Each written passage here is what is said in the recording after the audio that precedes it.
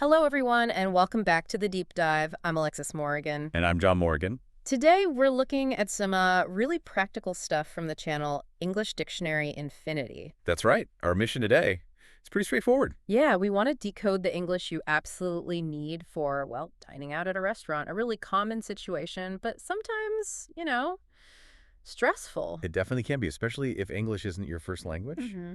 Ordering food, handling the check. It can feel a bit like a test. But the good news is, and this is what the sources really highlight these conversations, they follow very predictable patterns, almost like a script. Exactly. And once you see that structure, understand the blueprint, you can relax a bit. Stop worrying so much about translating every single word. So let's jump right in. We're thinking chronologically, from the moment you even think about eating out. Right. Through making reservation, figuring out what party means in this context. Uh-huh. Mastering how to order, from appetizers all the way to how you want your steak cooked. And then navigating the end game dessert, the bill, and that sometimes tricky topic of tipping or gratuity. We'll pull out those key polite phrases, the ones staff kind of expect, and talk about why they matter for feeling confident. We'll really get into terms like reservation, menu, and yeah, the difference between asking for the bill versus the check. Little things, but they add up. Okay, so the journey starts right at the front door, doesn't it? Pretty much. The first person you'll likely meet is the host or the hostess.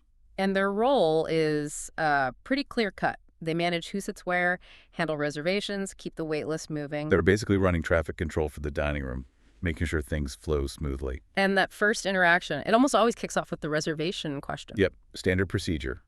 They need to know if you've booked ahead or if you need a table right now. So expect to hear, do you have a reservation? Now, if you were organized, maybe called ahead or booked online. Then it's simple. Yeah. You just say, yes, I do. It's under the name, your name. And they'll check their list, maybe on a computer, maybe an old school book. But here's the first potential snag, linguistically speaking. If you don't have one, or maybe even if you are, but they need to confirm numbers. They'll ask about your group size. Right. Using that slightly confusing word, how many people are in your party? We need to nail this down. Party here has nothing to do with balloons or cake. Not at all. It's purely functional. It just means your group. How many people are dining together? So if it's just you, you're a party of one. If you're with a friend, that's two. Exactly. The right response is always a party of number, please. Crisp and clear. Gets you seated faster, avoids that moment of confusion. Definitely. Now, what if the place is packed? You might hear, okay, it looks like about a 20-minute wait. So you have options then. You can agree, give your name for the wait list. Or if 20 minutes is too long, you can politely bow out. Something like, okay, thank you, but maybe we'll try someone else then. No big deal. Let's say you decide to wait. Sometimes they might ask about where you'd like to sit. A seating preference. Yeah, that's a good point. They might ask, would you prefer a booth or a table? Okay, let's define those. A booth is usually bench seating, right? Often along a wall, feels a bit more private. Correct. And a table is just, well, a standard table with chairs around it. Knowing the difference helps, especially if you have a larger group or maybe mobility issues. You might need a table for easier access. And you can also make requests proactively. You could ask, do you happen to have any tables near the window? Or maybe, could we sit somewhere a bit quieter, perhaps away from the kitchen? Worth asking, politely, of course. Absolutely. Mm-hmm. Then, once your table is ready, you get that standard phrase. Right this way, please. Exactly. That's your cue to follow them. They'll lead you to your spot, probably hand you the menus. And that signals the handover. The next stage begins. Okay, so you've made it past the front door, you're seated. Now comes the main interaction, the server. And the sources mention a shift in language here. We used to hear waiter or waitress all the time. We did, and you still might. But the term server is much more common now, especially in American English. Why the shift? Is it just about being gender neutral? That's a big part of it, definitely. It's more inclusive, but it's also arguably more professional. It describes the function providing service rather than just, waiting. Interesting. So using server sounds a bit more current, maybe more respectful of the role. I think so, particularly in the U.S. context the sources focused on. Staff will understand waiter, of course, but server aligns better with industry standards today. And their opening, you called it a performance earlier. It's very predictable, isn't it? Highly predictable. It's designed for efficiency and rapport. recognizing it can be a real confidence Or booster. what does it usually include? Well, they'll usually introduce themselves, state their role, and then immediately pivot to the first potential order, drinks. Right. Something like, "Hi there, I'm Sarah, and I'll be your server tonight." Exactly. Followed quickly by, can I get you started with something to drink while you look over the menu? That's the cue. Time for beverages. And this is where those polite request phrases come in handy. You highlighted 3 main ways. Yes, mastering these helps you sound natural and not too abrupt. Let's break them down. Okay. First, the direct approach. I'll have. As in, I'll have a glass of water, please. It's very common, shows you've decided. Good for standard items. Simple enough. What's the second one? Using could I get? Or may I have? So could I get a Coke? Or may I see the wine list? It feels a little softer, perhaps, like you're checking possibility. Good for being extra courteous, maybe. Okay, a bit more tentative. And the third. The I'd like construction. I'd like the iced tea, please. This one often feels a touch more formal, maybe used when you've had a moment to think about it, or when the server returns to take the order specifically. So I'll have could I get and I'd like all polite, just slightly different nuances. Exactly. Knowing them gives you flexibility. You can adjust your tone depending on the situation. What if you're just not ready? Maybe you need to actually see the drink menu first. Totally fine. You don't need to feel rushed. Just say, could I have another minute to look at the drinks? Or actually, we'll just wait for everyone to arrive before we order drinks, thanks. Politely taking control. It's part of the dance. It really is. All right, drinks are sorted, or at least the order's in. The server leaves you with the menu. The menu, it can look overwhelming sometimes, especially if it's long or in fancy script. True. But remember, it's usually structured logically. It's not just a random list. It's designed to guide you. So knowing that structure helps you navigate. Where do things usually start? Almost always with appetizers. Sometimes they're called starters. Same thing. These are the small dishes, right? Eaten before the main part of the meal. Exactly. Designed to, get the appetite going while the kitchen works on the bigger stuff. Things like calamari, spring rolls, maybe a small salad. Okay, appetizers first. Then what's the main section called? Usually main courses. Although sometimes, especially in places with French influence, you'll see entrees. Bit confusing, as entree in French actually means starter, but in American English, entree means main course. Good distinction. So main courses or entrees. This is the heart of the meal. The biggest part. Yep. Your steak, your pasta dish, your fish. And these usually come with something else, which brings us to Side dishes. Okay, how are these different from appetizers? sides accompany the main dish. They're served with it on the same plate usually. Think mashed potatoes with chicken, or fries with a burger, or maybe some steamed vegetables. Got it. And it's important to know if a side is included or if you have to order it separately. Crucial. Sometimes the menu says served with your choice of side. Other times, a specific side is listed. If it's unclear, that's a perfect question for your server. We'll get to questions in a sec, but first the server comes back. How do they prompt you for the main order? Again, very predictably. They'll likely ask something like, are you ready to order? Or perhaps, have you decided what you'd like? Or do you need a few more minutes? Notice that escape route again. Or, do you need a few more minutes? Always giving you an out. Good service practice. If you do need more time, just use one of those polite phrases. Can we have another 5 minutes, please? Easy. And if you are ready, And you deploy those ordering phrases we discussed. I'll have the grilled salmon, please. Or, I'd like the chicken parmesan. Be specific about the dish name. now about asking questions. Sometimes the menu description is vague, or you have dietary needs. Absolutely don't hesitate. This is your meal. You could ask, what comes with the lasagna? Or, is the fish baked or fried? Or maybe, could you tell me more about the chef's special? Ah, the chef's special. What exactly does that usually mean? Is it always good? It's typically a dish the chef is highlighting. Maybe it uses seasonal ingredients. Maybe it's a new creation they're testing out. Or maybe, as the sources hinted, it's a way to use up certain inventory efficiently. Huh. Bit of menu psychology there. Can be. And often, it's presented verbally or listed without a price initially.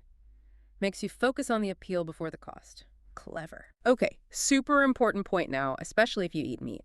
Ordering steak, burgers, maybe even some fish like tuna. Yes. The meat doneness spectrum.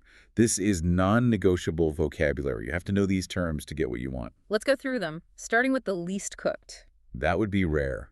Seared on the outside, but the inside is cool and very red. Almost raw in the middle. Okay. Not for everyone, but some people love it for certain cuts. Next up. Medium rare. This is often the chef's recommendation for a good steak. Warm center, still very red and juicy, lots of flavor. A popular choice, then. Just medium. The center is pink now, not red. It's warmer all the way through, a bit firmer. A good middle ground if you're unsure. Makes sense. Getting more cooked now. Medium well.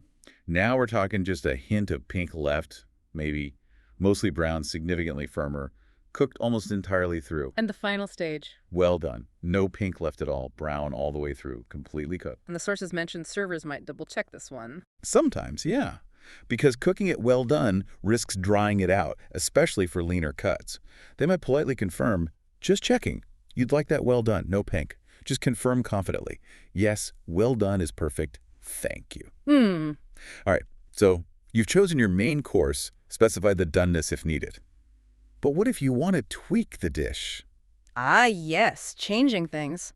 This is where modifications and substitutions come in. The sources stress this distinction. They're related, but different. Let's start with modification. Okay, modification is changing something about the dish, like leaving something out or adding a little extra. Exactly. You're not swapping major components. You're asking for adjustments.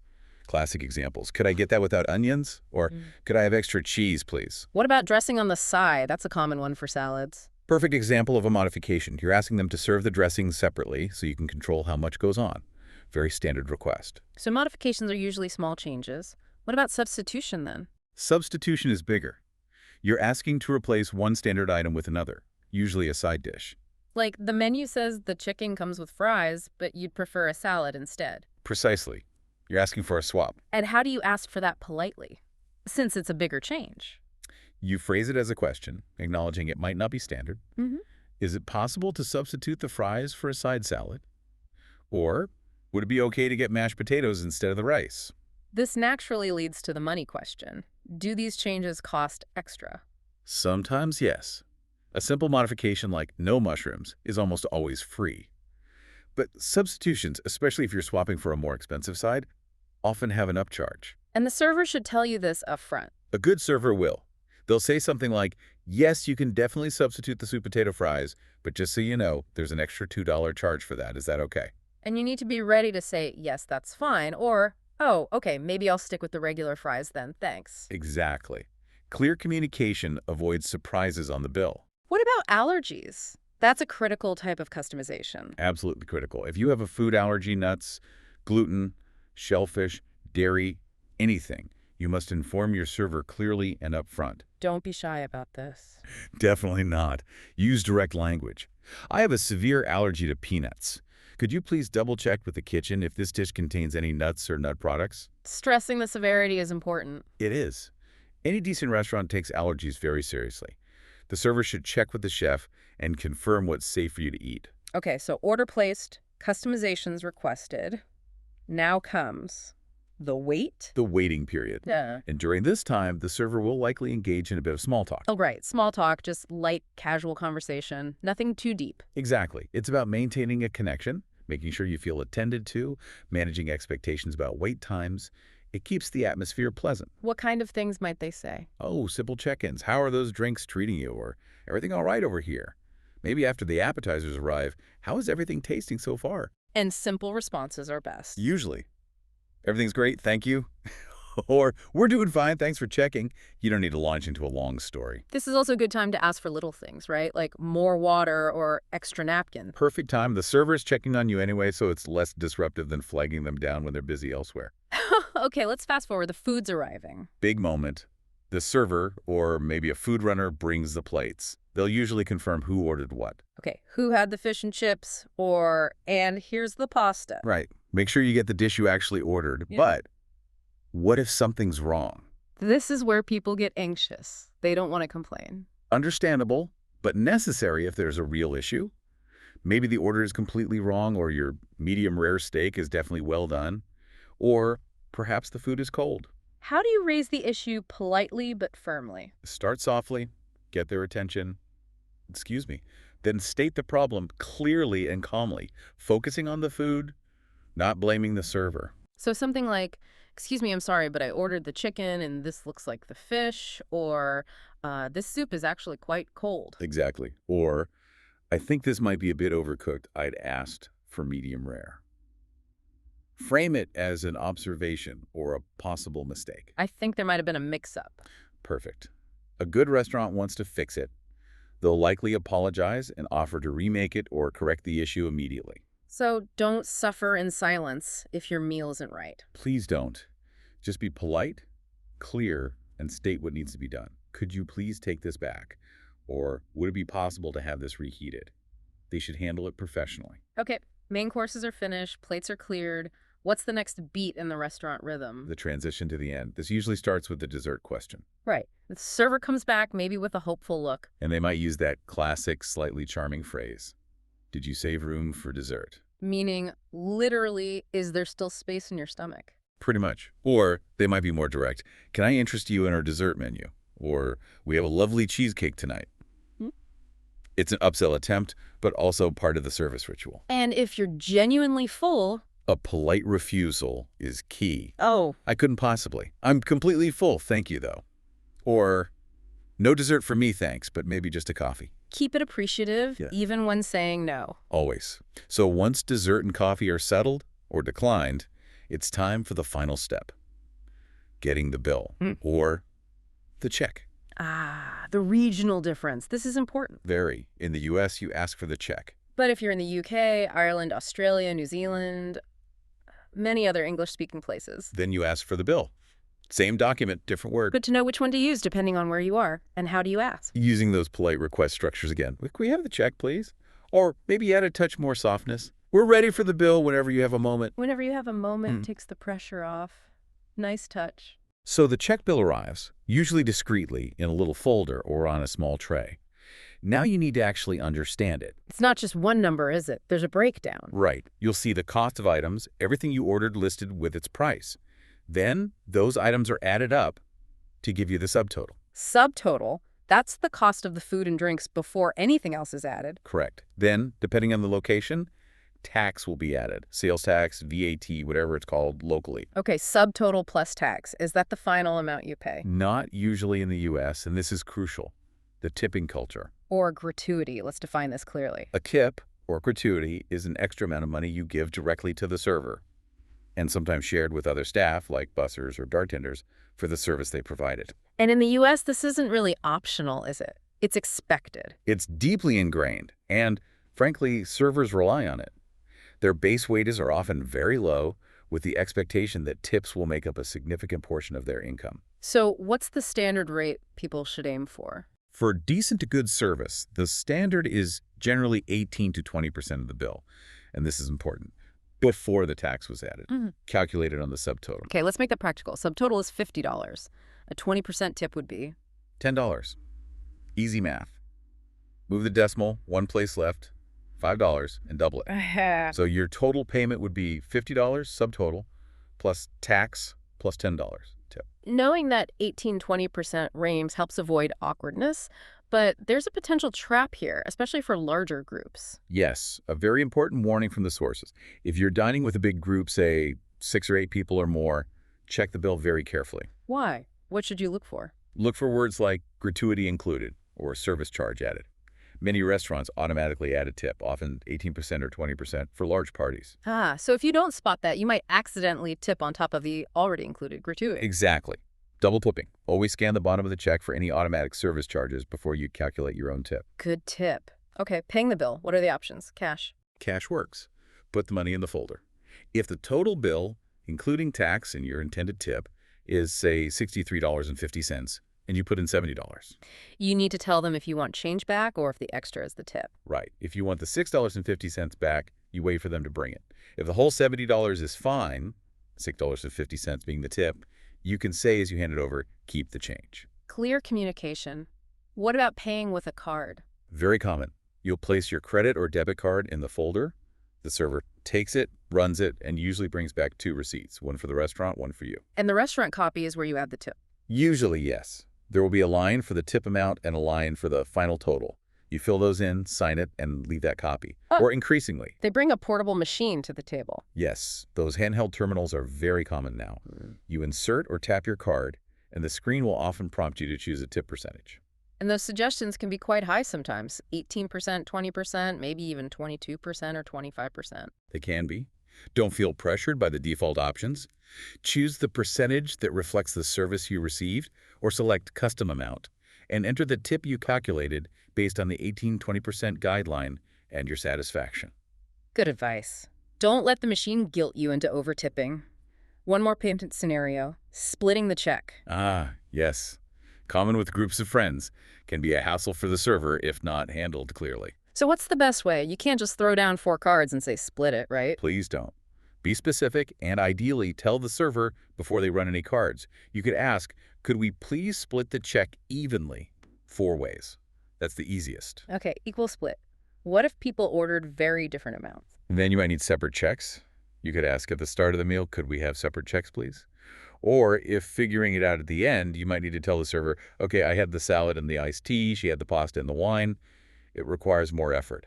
So clear communication, ideally early on, is best for splitting checks. Definitely saves time and potential errors. All right. Payment handled. The transaction is technically over, but there's one last little social step. Showing appreciation as you leave. Exactly. It's just, polite closure. A quick word to your server can make a difference. What kind of things work well? Simple, sincere thanks. Thank you, everything was great.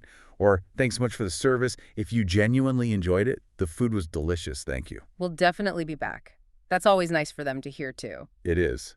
Just acknowledging their effort leaves a positive final impression. Okay, let's consolidate. We've walked through the whole process. To help everyone listening remember, let's do a quick recap of the absolute core vocabulary.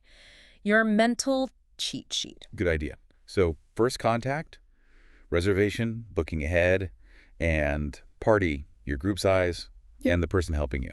The hostess initially, then mainly the server. Navigating the menu. Appetizer starters before the main course entree, the big dish, and side dishes served alongside the main. Ordering specifics. The meat doneness spectrum, rare, medium, well done, absolutely vital. Picking changes, modification, small adjustment like no onions, versus substitution. Swapping an item like fries for salad, possibly with an upcharge, and mentioning allergies clearly. During the meal. Engaging in polite small talk. Addressing issues politely if needed. And the finale. Asking for the check, U.S., or the bill, UK Commonwealth, understanding the subtotal, tax, and the crucial tip gratuity, aiming for 18-20% of the subtotal in the U.S., checking for included service charges with large groups. Paying with cash, keep the change, or card, adding tip on the slip or terminal, knowing how to ask to split the check. That covers the key terms and moments. What's the final takeaway message for someone feeling nervous about this? Honestly, relax. Remember the predictability. Restaurant staff, especially in tourist areas or diverse cities, deal with non-native speakers all the time. They generally want to understand you and help you have a good experience. So speak clearly, don't worry too much about perfect grammar, use these key phrases. And rely on the script. It really is a structured interaction. Knowing the steps and the vocabulary removes so much of the potential stress. Makes dining out less of a test and more of, well, an enjoyable meal. Which is the whole point, right? It should be a pleasure, a chance to relax, try new food, maybe practice your English in a real-world setting. Mastering these interactions makes that possible. Absolutely. Well, that wraps up our deep dive into restaurant English, mapping the journey from reservation right through to saying thank you on the way out. We've hit the key stages, the essential vocabulary, the cultural nuances like tipping. Hopefully, you now feel much more equipped. The predictability really is the key. These aren't random conversations. They follow a pattern you can learn and anticipate. Making the whole experience smoother, more confident, and ultimately more enjoyable. Okay, before we sign off, we always like to leave you with something extra to think about.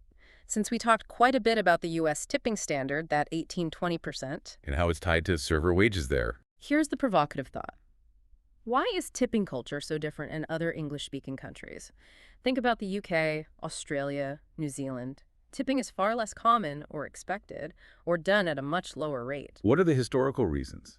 How do their minimum wage laws for service staff differ from the U.S.?